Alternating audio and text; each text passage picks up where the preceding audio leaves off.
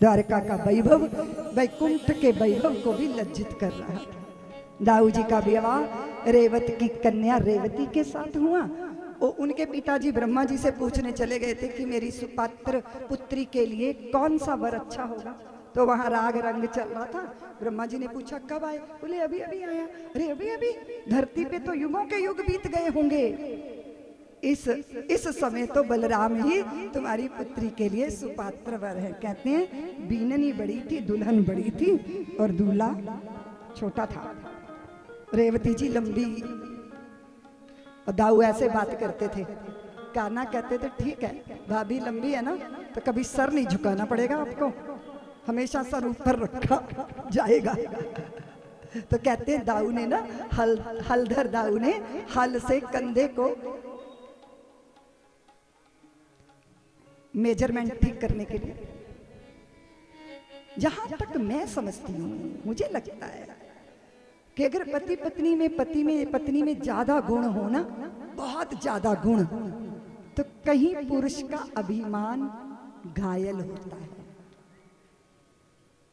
ये पुरुष प्रधान व्यवस्था है। बहुत गुणी होगी ना तो वो आहत होगा। और कभी कभी गुण अगर हों भी तो उसके प्रदर्शन की जरूरत होती है क्या? तुमने स्वीकार किया, तुमने पल्लू पकड़ा है, तो अगर बहुत बड़ी भी हो ना तो उसका प्रदर्शन करने की जरूरत। कई तो इतनी महामान्या हैं कि अपने बाप की दौलत के गुण अपने घर में गाती रहती है। अरे उससे तेरा क्या लेना देना कि तेरे पिता कितने ऊंचे हैं? उसकी बातें करने से कोई फायदा नहीं। जो आपका घर है, जो अभी आपकी सच्चाइयां हैं, इसलिए तो तुम गर्ग होती हो तो फिर बाद में गुप्ता लिखने लग जाती हो ना। अपने बाप का गोत्र छोड़ती हो और अपने पिता का गोत्र अपनाती हो, स्वीकार करती हो। और ये बेटियां करती हैं और बहुत सहजता से कर लेती हैं। 2-4 दिनों में ही उनको वो वाला घर अपना लगने लगता है। फिर माँ कहेगी रुक जाओ, नहीं घर में बड़े काम है। शुरू हो गई माया। और मैं समझती हूँ कि दाम्पत्य जीवन में कोई एक दूसरे से बड़ा नहीं होता। इसलिए महाराष्ट्र में जब विवाह होता है ना देवियों, तो वो आसमान में 2 तारे दिखाए जाते हैं। एक का नाम है अरुंधति और एक का नाम है वशिष्ठ। और ये दोनों नक्षत्र ऐसे हैं जो एक दूसरे की परिक्रमा करते हैं। दाम्पत्य में एक बड़ा एक छोटा ऐसा नहीं चलता।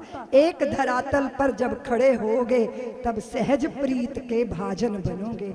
और हमारे यहाँ तो वो कलीड़े क्या बोलते हैं, वो जो परात में पानी डाल के दूब डाल के सोने चांदी के गहने कुछ कौड़ियाँ वौड़ियाँ डाल के दूल्हा दुल्हन को खिलाया जाता है ना, वो तो फिर दुल्हन को सब बड़ा हल्ला शेरी करते हैं कि देख देख हार मत जाना, नहीं तो सारी जिंदगी छाती पे चढ़ी रहेगी। तो वही बेचारा खूब जोर आजमाइश करते। लेकिन ये तो पुराने जमाने के कुछ परंपराएं हैं। जब एक दूसरे को देखा नहीं जाता था, नाई या ब्राह्मण रिश्ता तय कर देता था। फिर पति पत्नी एक दूसरे में सहज हो जाएं, इसलिए कुछ खेल खिलाए जाते थे, एक दूसरे से जीतने हारने के लिए नहीं। और दाम्पत्य में एक दूसरे से हार जाना ही बड़ी जीत होती है। और जो इस सूत्र को समझ लेता है वो जीवन भर आनंद में रहता है, जीवन भर आनंद में रहता है। और हमारे जजमान जी आते हैं ना हार पहनाने के लिए, फूल माला को हार भी बोलते हैं।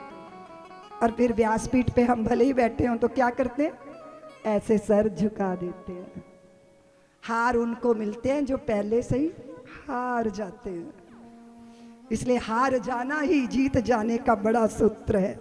और आपने देखा बच्चा गिरता है तो उसे चोट नहीं लगती, और शराबी गिरता है तो उसे भी चोट नहीं लगती, क्योंकि वो बचने की कोशिश नहीं करते।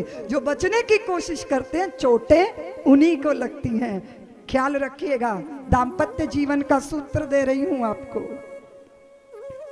और अपनी उपलब्धियों से बौराना नहीं चाहिए। बौराना क्या बोलते हैं, क्या बोलते हो? जो पेड़ पर आता है उसे क्या बोलती है, बौर। और जो आदमी बौरा जाता है उसे क्या बोलती हो?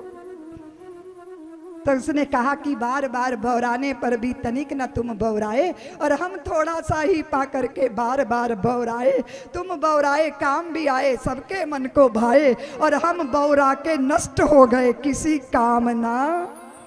लुटते और लुटाते रहते हो अनमोल खजाना, लूट रहे हम खूब जानते कौड़ी संग न जाना। काश कभी मेरा मन भी तेरे जैसा हो जाए, अहंकार के पात पात पतझड़ बनकर झर जाए। नव पल्लव स्निग्ध कलियों का मेरा पौर पौर आमंत्रण कली भौरों को देता हो। सारे जन्मों के कर्मों का फल सुफल हो जाए, गर मेरा बौरा ना भी तेरे जैसा हो जाए।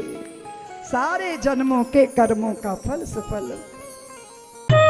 सब्सक्राइब करें साध्वी ऋतंभरा जी के YouTube चैनल को, और हमारी वीडियोस को सबसे पहले देखने के लिए बेल आइकन को दबाना ना भूलें।